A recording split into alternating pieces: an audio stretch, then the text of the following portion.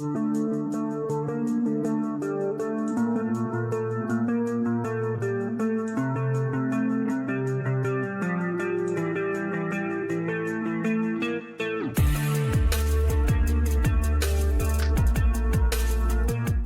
nous accueillons Juliette Signé, qui est actuellement chargée de développement à Radio Aléo depuis 6 ans. Juliette est venue nous expliquer comment elle est devenue heureuse après sa réorientation. Bonjour Juliette. Bonjour Juliette. Bonjour. On sait que vous avez travaillé depuis 6 ans pour Radio Aléo. Comment imaginez-vous l'environnement de l'aide à la personne en étant plus jeune ? Je ne sais pas si je me suis déjà imaginé cet environnement, mais je pense que je voyais ça comme un endroit où l'humain était au centre de tout, où on pouvait se sentir utile auprès des autres. Grâce au bac Pro Sapat, vous avez réalisé différents stages, lesquels vous ont le plus enrichi professionnellement. Alors ils sont tous enrichissants professionnellement puisqu'on découvre à chaque fois des milieux qu'on ne connaît pas. Chaque stage nous en apprend un petit peu plus sur le monde professionnel et nous aide à mieux comprendre ce qu'on aime et ce qu'on n'aime pas. Par exemple, avant de réaliser un stage dans une mairie, je pensais être incapable de rester assise sur une chaise derrière un ordinateur. Et finalement, aujourd'hui, c'est ce qui représente les 3/4 de mon métier. Par contre, le milieu qui m'a le plus enrichi personnellement est celui auprès des jeunes en situation de handicap. Parce que lors de mon stage dans un centre d'éducation motrice, j'ai compris que la vie pouvait changer très vite. J'ai rencontré des jeunes qui, malgré leur handicap, avaient une force et une joie de vivre impressionnante. C'est cette expérience qui m'a appris à relativiser et à porter un autre regard sur la vie. On sait que vous n'avez pas continué dans cette filière. Qu'est-ce qui vous a fait changer d'avis ?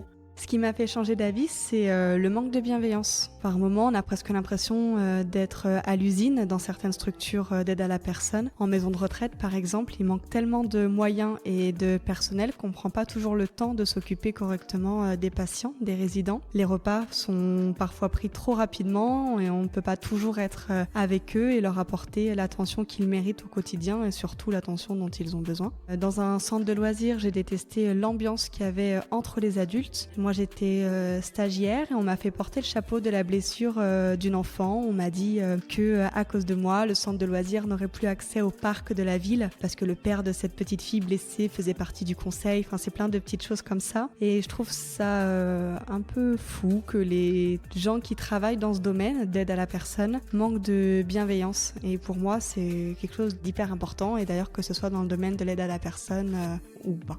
Comment avez-vous été touché par le comportement malveillant de certaines personnes qui souhaitent aider les autres ?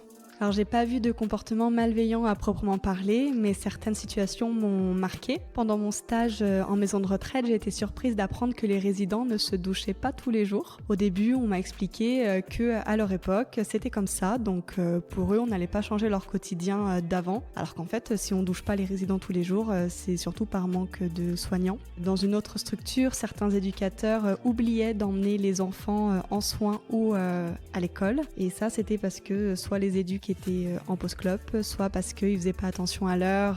En soi, ce sont pas des situations graves ou de maltraitance à proprement parler, mais on est quand même avec des humains. Et là, on parle pas simplement d'oublier un mail à un client. Et en fait, ce sont plein d'actions de ce genre qui m'ont fait comprendre que les métiers de l'aide à la personne demandent beaucoup de moyens financiers, beaucoup d'organisation et surtout beaucoup de bienveillance. Comment la formation service aux personnes et animation dans le territoire a-t-elle pu vous ouvrir des portes sur votre métier ?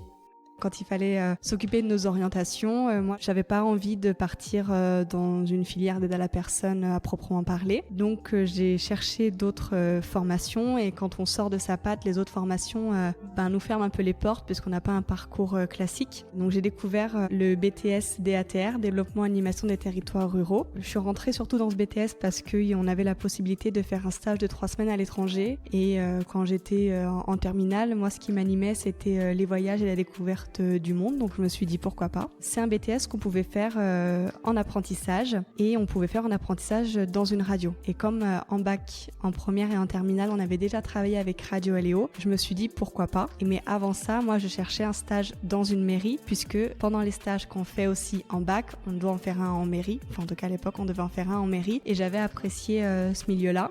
Comme je n'étais pas prise, j'ai toqué à la porte de Radio Aléo de base pour un stage et puis j'ai signé finalement un contrat d'apprentissage pour mes 2 années de BTS. Ensuite, j'ai fait une licence en communication que j'ai aussi fait un apprentissage à Aléo et après j'ai signé un CDD et après un CDI. On sait que vous travaillez pour Radio Aléo. Pourriez-vous nous expliquer ce qui vous a conduit à choisir ce métier ?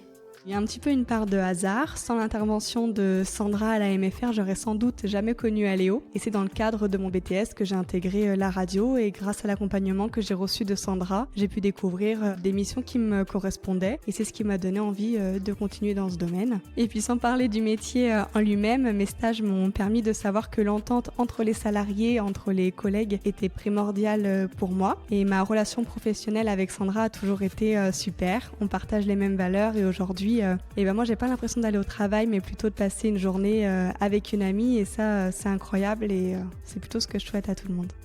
Quelle étude avez-vous dû réaliser pour intégrer Radio Aléo ? Après mon bac pro SAPAT, j'ai réalisé donc un BTS DATR sur 2 ans en apprentissage à Aléo. Pendant ces 2 années, j'ai découvert un réel intérêt pour la communication. J'ai donc cherché des formations qui me permettaient d'approfondir mes connaissances dans ce domaine. J'ai intégré une licence professionnelle C2M, communication multimédia, toujours en apprentissage au sein d'Aléo. Et puis pour l'aspect plus radiophonique, sur comment poser sa voix, comment faire du montage, etc., c'est Sandra qui m'a formée, qui m'a fait évoluer dans mon service. Quelles compétences acquises en SAPAT retrouvez-vous aujourd'hui dans votre travail à Radio Aléo ? Il y a l'écoute, comprendre les besoins des autres, de nos clients et de nos auditeurs, la communication, parler clairement, créer du lien, l'empathie, savoir se mettre à la place de nos auditeurs et de nos clients et puis même des élèves, la bienveillance, donner confiance et mettre à l'aise les gens, le travail d'équipe, collaborer avec les autres, être ensemble, l'adaptation, chaque personne et chaque situation sont différentes, donc il faut savoir être à même d'écouter tout le monde, et surtout l'humain, aimer le contact avec les autres et prendre soin des autres. Quel recul portez-vous sur votre réorientation après votre bac pro SAPAT ? Je suis plutôt contente de mon parcours, j'ai découvert plusieurs domaines, j'ai rencontré plein de gens d'horizons différents et j'ai trouvé ça très enrichissant. Pour finir, auriez-vous une anecdote vécue à Radio Aléo à nous partager ? Je vais vous raconter le moment où j'ai compris l'impact de mon métier. Un jour, j'ai une auditrice au téléphone qui veut nous remercier pour tout ce qu'on fait à Aléo. Elle m'explique qu'elle vit seule, qu'elle écoute Aléo du matin au soir et que la radio lui tient réellement compagnie. À un moment donné, dans la conversation, elle me demande si c'est possible d'avoir une photo dédicacée de Sandra et de moi. Donc là, je bug un petit peu et sur le coup, je comprends pas du tout sa demande. Donc je dis que je vais en parler avec ma responsable et qu'on la rappellera. Après l'appel, je vais voir Sandra en lui disant qu'une auditrice veut une photo de nous et que je trouve ça super bizarre. Et là, Sandra m'explique quelque chose que j'avais jamais réalisé. En fait, pour cette dame, on fait partie de son quotidien. Elle avait juste besoin de mettre un visage sur les voix qui rythment ses journées. Pour elle, on fait partie de sa vie et elle a l'impression de nous connaître. Et c'est à ce moment-là que j'ai compris que notre métier comptait vraiment, surtout pour les personnes seules qui cherchent simplement de la présence et du lien. Un grand merci à Juliette Signé d'avoir pu prendre du temps pour venir nous parler de sa réorientation et de son métier. Cette émission a été réalisée par les élèves de la MFR de Pont-de-Vel en atelier scolaire avec Sandra de Radio Aléo. Merci.